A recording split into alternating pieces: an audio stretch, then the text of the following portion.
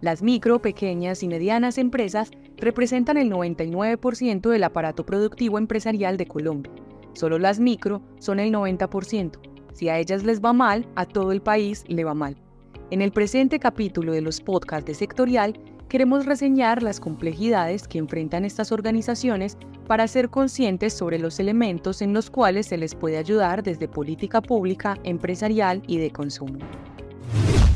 Las micro, pequeñas y medianas empresas, es decir, las MIPYMES, tienen una clasificación particular dependiendo de su tamaño de ventas y activos, y algunas instituciones también hacen sus propias estimaciones. Tal vez el consenso de su clasificación se genera desde el Ministerio de Industria, Comercio y Turismo, que en el 2019 sacó una resolución que establecía que una compañía era micro si, por ejemplo, estaba en el sector del comercio y facturaba anualmente menos de unos 1.800, 1.900 millones de pesos. Si estaba en el sector de servicios y su facturación era por debajo de los 1.400 millones de pesos, y estaba en la manufactura y esa facturación anual estaba por debajo de los 1.000 millones de pesos. Ahora, si analizabas las pequeñas empresas y estabas en el comercio, estas respondían a las que tuvieran unas ventas anuales por debajo del orden de unos 18.000 millones de pesos. Si estabas en servicios, por debajo de los 5.000 millones de pesos, y estabas en manufactura, por debajo de los 8.500, 9.000 millones de pesos. Para ser una mediana empresa en comercio, tienes una facturación por debajo de los 93.000 millones de pesos, en servicio por debajo de 20.000 millones de pesos, y en lo que tiene que ver con manufactura, en niveles de ventas por debajo de los 73.000 millones de pesos.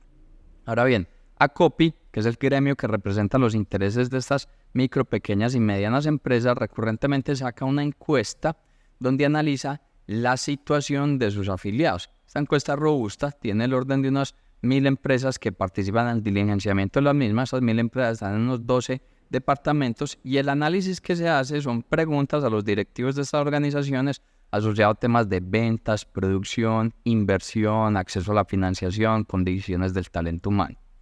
Es bastante preocupante encontrar que en los resultados de la última encuesta, salvo ausentismo laboral, que presentó unos buenos indicadores, los demás elementos presentan unos indicadores adversos. Estamos hablando de caídas en ventas, en producción, en niveles de rentabilidad, en acceso a la financiación, en niveles de inversión.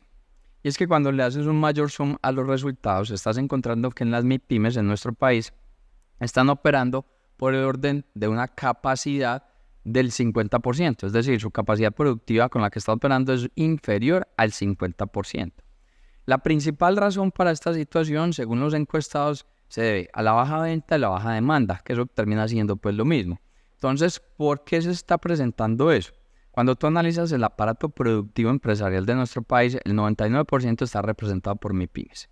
Y solamente en microempresas está la representación de un 90%. Entonces, con una economía que en el 2023 apenas creció al 0.6%, los actores con mayor nivel de afectación pues iban a ser esas MIPYMES, y se vio reflejado en esa baja demanda, en esa baja venta. La segunda razón por la cual esa capacidad productiva está por debajo del 50% es que hay poco capital de trabajo y un bajo acceso al financiamiento, a la financiación. Y es que cuando la situación económica es adversa en el país, pues las instituciones financieras aumentan sus condiciones de riesgo. Eso quiere decir que hay un mayor nivel de condiciones a la hora de poder otorgar el financiamiento, y eso se vuelve un limitante en el acceso a la financiación. Y el segundo aspecto es que si otorgan el crédito, estamos hablando, para el caso de las MIPYMES, en tasas efectivas anuales que pueden ir del 20-25% hasta el 35%. Entonces, el costo del dinero vía financiación es bastante alto, y eso luego limita el uso de este apalancamiento para invertir en proyectos productivos. La tercera razón tiene que ver con el bajo abastecimiento. Si bien esto ya no es el protagonista, porque de los encuestados esto termina representando el 8,4%, esta variable es importante analizarla, porque si hay un bajo abastecimiento, pues luego no hay un producto final y luego no va a haber demanda o llevar una venta al mercado. Desde Sectorial construimos anualmente una guía de conocimiento sectorial que te permitirá conocer el modelo de negocio de las empresas en más de 160 sectores. Para acceder a este contenido, contáctanos a través de www.sectorial.co. Las razones de los encuestados que dicen que hay un bajo abastecimiento está explicado principalmente por costos altos, por retraso en las importaciones, por el cierre de las vías o bloqueos de vías y por la escasez de insumos.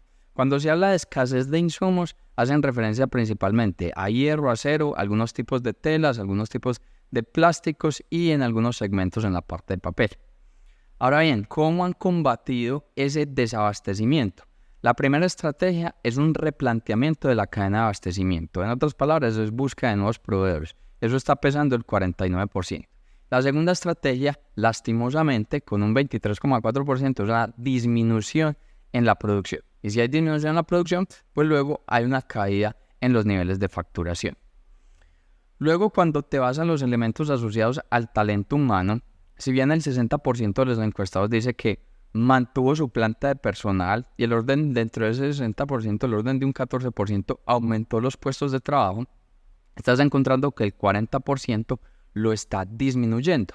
Y cuando preguntas por la cantidad de personas que se disminuyó en esa empresa, o sea, el 40% disminuyó, más o menos el promedio es de un recorte de 4 puestos de trabajo. Y cuando analizas el 14% que creció puestos de trabajo, aumentó en 2 puestos. Pondrás los resultados y vas a encontrar que más o menos en promedio cada MIPYME el año pasado recortó un puesto de trabajo. Entonces esto se vuelve una complejidad importante. El segundo elemento también asociado al talento humano es que en el 80% de las MIPYMEs los salarios son por debajo de los 2 salarios mínimos. Entonces, cualquier oferta al mercado que esté por encima de esos 2 salarios mínimos va a generar movilidad en el talento. Entonces, mantener el talento, atraer el talento en la MIPYME es un reto bastante alto. Súmale a eso una posible reforma laboral, donde el costo asociado a la parte del trabajo va a aumentar entre un 15 y un 25%. Todo esto que mezcla y que encuentras que ser una MIPYME es un tema bastante complejo en nuestro país.